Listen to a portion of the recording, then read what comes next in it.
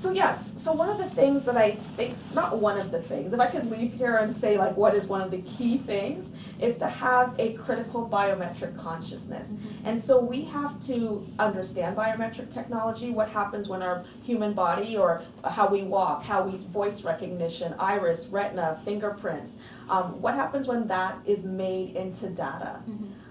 When a company says that they won't sell your information, and you think, okay, well, they're not going to sell it, I'll just sign up for this service so I can talk to my friends or my grandma or whoever it is and share pictures. They might not sell that information, but they might trade it, they might rent it, they might share it, they might give it away.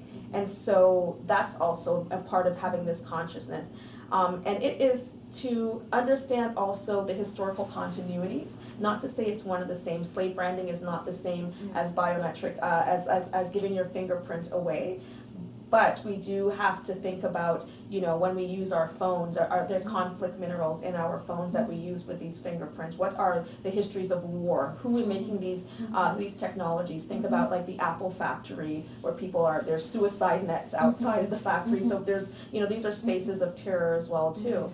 And one of the key things about having a critical biometric consciousness is like making demands on the state and also non-state actors like Facebook, like Apple, like Samsung, or whoever is really trafficking in our body data, is to make demands that we have a right to know what information they have. We have a right to know not only what information they have on us, but what are the ways in which our bodies have been turned into a marketable kind of data through whether it is their proprietary algorithms, which is just basically like a formula of like how things get done, you know?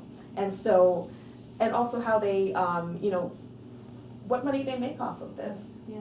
And I think also it extends what you were saying also about privacy, right? Because there's this sense of, well, you have nothing to hide, so why don't you just give up your fingerprints? But no, I have my right to privacy, right? Yeah, And or so that their formula is proprietary, so it's actually their data. This is your fingerprint, and you can have it. That's attached to your body, but when it's given for a passport or something else, that's there. It's no longer your intellectual property.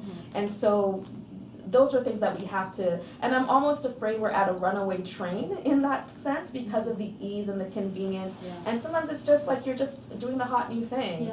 But there are still communities that are get the business end of this surveillance, and I think those, I mean the violence end, not necessarily the fun end, and that those are the spaces where we continue have to make this work and make it a politics of refusal around these technologies. Yeah.